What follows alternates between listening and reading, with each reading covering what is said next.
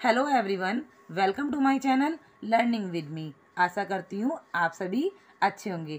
आज हम सुनेंगे एक कहानी शेर और चूहे की, जिसमें एक बहुत बड़ा सा शेर और छोटा सा चूहा था जो कहाँ रहता था, घने जंगल में।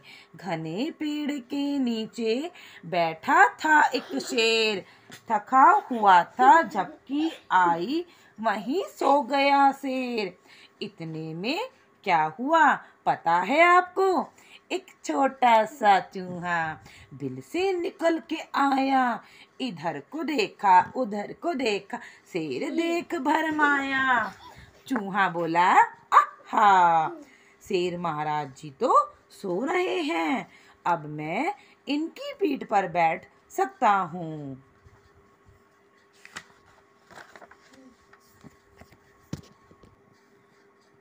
सोते शेर को देखकर चूहा बड़ा खुश हुआ। हा हा, इधर को उछला उधर को उछला, पीठ पर वह चढ़ गया। किसकी? शेर की। और आपको पता है शेर कैसा होता है? बहुत बड़ा, और चूहा बहुत छोटा सा, छोटी सी जान बेचारी।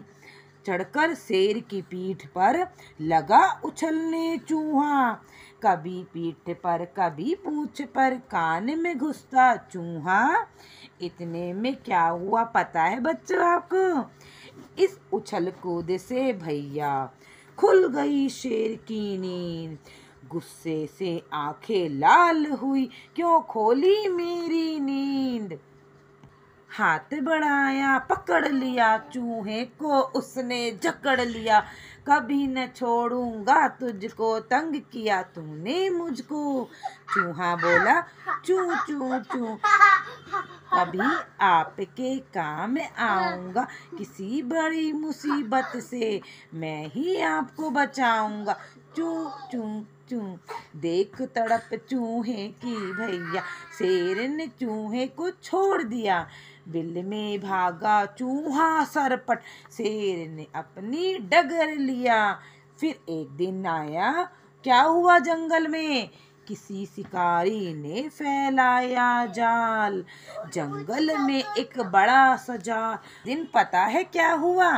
किसी शिकारी ने फैलाया जंगल में एक बड़ा सा जाल, फंसा शेर उसमें फिर भैया, बुरा हुआ उसका भी हाल। बिल से निकला चूहा सुनकर शेर की जोरों से दहाड़, यूं लगता था किसी के सिर पर टूटा हो जैसे पहाड़। अब आपको पता है घने जंगल में रहने वाला शेर, शेर कौन होता है? जंगल का राजा, और जिसे किसी शिकारी ने पकड़ लिया अपने चंगुल में, जाल में। अब कभी कभी एक बड़े इंसान की सहायता भी छोटा जानवर या इंसान कर देता है। पता नहीं हमारी सहायता कौन कब कर जाए। अब पढ़ते हैं आगे। देख शेर को जाल में चूहा दौड़ के आया, तेज दांत से जाल को काटा, cut cut cut cut cut. शेर जाल से बाहर आया, जाल से बाहर आते ही शेर बहुत हर्षाया। बिठाकर सिर पर चूहे को जंगल की सैर कराई।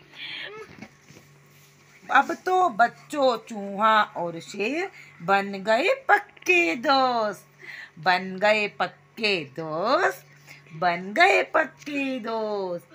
बच्चों, इस कहानी से हमें क्या शिक्षा मिलती है?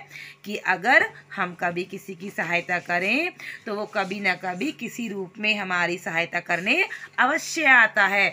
इसीलिए हमें सदैव दूसरे की सहायता करनी चाहिए। धन्यवाद। आप आशा करती हूँ आपको ये मेरी कहानी अच्छी लगेगी। अगर आपको ये मेरी कहानी अच्छी लगे तो please like, share, subscribe my channel और कमेंट लिखना ना भूलें। Thank you. Have a nice day बच्चों।